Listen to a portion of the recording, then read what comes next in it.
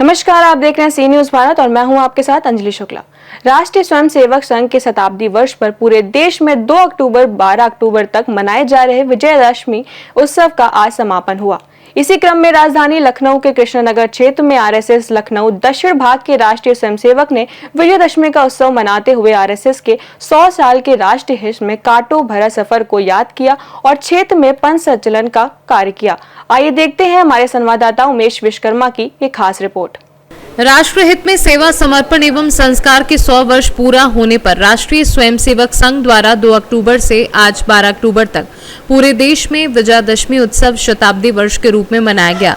इसी क्रम में राजधानी लखनऊ में कृष्णानगर क्षेत्र के मानस बस्ती स्थित भारत माता मंदिर प्रांगण में आरएसएस लखनऊ दक्षिण भाग के राष्ट्रीय स्वयंसेवकों ने विजयादशमी का उत्सव मनाते हुए राष्ट्र के प्रति समर्पित रहने का संकल्प लिया और समाज के हर वर्ग को संगमय करने के लिए क्षेत्र में पथ संचलन किया। इस अवसर पर आरएसएस लखनऊ दक्षिण भाग के बौद्धिक प्रमुख एडवोकेट सत्य प्रकाश जी के नेतृत्व में मां भारती को नमन कर शस्त्र पूजन के साथ मर्यादा पुरुषोत्तम भगवान श्री राम सहित राष्ट्रीय स्वयंसेवक संघ के संस्थापक डॉक्टर केशव बलिराम हेडगेवार एवं गुरुजी माधव सदाशिव राव गोलवरकर के चित्र पर पुष्प अर्पित कर कार्यक्रम का शुभारंभ किया गया। कार्यक्रम की अध्यक्षता जवाहरलाल जी ने की और मौके पर नगर संचालक डॉक्टर अतुल जी प्रमुख रूप से उपस्थित रहे। इस अवसर पर आरएसएस लखनऊ दक्षिण के बौद्धिक प्रमुख एडवोकेट सत्य प्रकाश जी ने राष्ट्रीय स्वयंसेवक संघ की स्थापना से लेकर आज तक के कांटों भरे सफर पर विस्तार से प्रकाश डाला। उन्होंने देश की आजादी में आरएसएस भूमिका एवं राष्ट्रीय स्वयंसेवकों के त्याग व समर्पण की कहानी को जब बयां किया तो सभी के रोंगटे खड़े हो गए। अपने उद्बोधन में एडवोकेट सत्य प्रकाश जी ने राष्ट्रीय स्वयंसेवक संघ के प्रति देश में फैलाई गई भ्रांतियां एवं अफवाह पर भी विस्तार से प्रकाश डाला।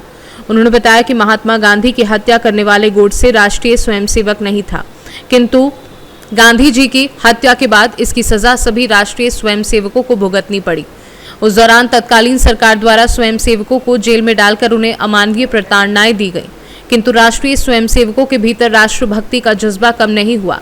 आज भी राष्ट्रहित में हर राष्ट्रीय स्वयंसेवक वटवृक्ष की तरह खड़ा है और हर आपदा में सबसे पहले पहुंचता है। इस अवसर पर राष्ट्रीय स्वयंसेवकों ने राष्ट्र की एकता एवं अखंडता के लिए हिंदू सनातन संस्कृति की रक्षा का संकल्प लेते हुए पथ संचलन किया। गणवेश में दंड लिए राष्ट्रीय स्वयंसेवकों ने पथ संचलन के माध्यम से हिंदू सबलता और एकता का संदेश दिया। राष्ट्रीय स्वयंसेवक ने मानस क्षेत्र में भारत माता प्रांगण से क्षेत्र में भ्रमण करते हुए यातायात पार्क रोड होकर पुनः भारत माता मंदिर में समाप्त हुई, जहां राष्ट्रीय स्वयंसेवकों ने भारत माता एवं भगवान श्री राम के जयकारे लगाए तथा देश की एकता व अखंडता को और मजबूत करने के लिए हिंदू समाज के हर वर्ग को एक साथ जोड़ने का संकल्प लिया। इसी क्रम में राष्ट्रीय स्वयंसेवकों ने कृष्णानगर क्षेत्र के आशुतोष नगर एवं शाम 4 बजे अमौसी एयरपोर्ट के निकट आजाद नगर में विजयादशमी का उत्सव मनाते हुए पथ संचलन किया। जैसा कि आप देख रहे हैं कि राष्ट्रीय स्वयंसेवक संघ अपना शताब्दी वर्ष मना रहा है और इस अवसर पर मनुष्य मानव निर्माण और चरित्र निर्माण के साथ राष्ट्र निर्माण की परिकल्पना को लेकर एक बृहद स्तर पर अभियान चलाया जा रहा है। इसी क्रम में यहाँ पर सम्मानित वरिष्ठ जन हैं, इनसे हम बात करना चाहेंगे। सर, अपना परिचय दें। सर्वप्रथम आप सबको प्रणाम और आप सबको विजयादशमी की बहुत बहुत शुभकामनाएं। मैं डॉक्टर तुलसी योगी, मुझे संघ में श्री कृष्ण नगर के संचालक का दायित्व सौंपा गया है, जिसका मैं निर्वहन अपनी निष्ठा से कर रहा हूं। आज हम सब लोग विजयादशमी का उत्सव मना रहे हैं। वैसे तो विजयादशमी का उत्सव 2 तारीख को था, लेकिन क्योंकि संघ का शताब्दी वर्ष चल रहा है और ये हमारे लिए संभव नहीं है कि हम पूरे 2 तारीख को ही पूरे देश में या पूरे राष्ट्र में इसका कार्यक्रम कर सके, तो हमने उसको 2 तारीख से लेकर 12 तारीख तक अलग अलग विभागों में बांट दिया है। आज हमारी मानस शाखा का विजयादशमी का महोत्सव हम सब लोग मना रहे हैं आनंद से।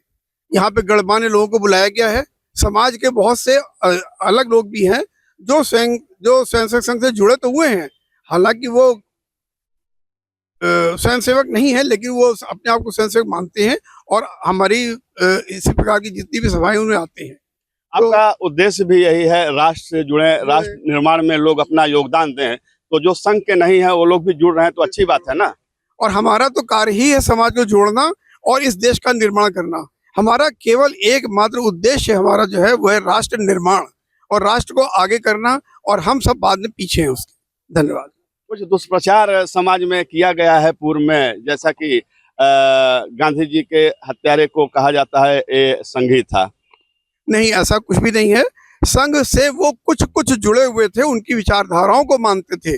उन्होंने अपने वक्तव्य में जो उन्होंने बहुत लंबा लेख लिखा, जिसको शुरू में भारत सरकार ने जब्त कर दिया था और उसको मार्केट में नहीं आने दिया था। उसकी जब पुस्तक आई तब लोगों को ज्ञात हुआ कि उन्होंने बात क्लियर कट कही कि मेरा इसमें कोई भी दखल ज्यादा लोगों का नहीं था, मैं अकेला, मेरा विचार था और उसमें मैंने वध किया, और उसकी किताब का नाम भी मैंने गांधी वध क्यों किया, वो मार्केट में इस अवेलेबल है।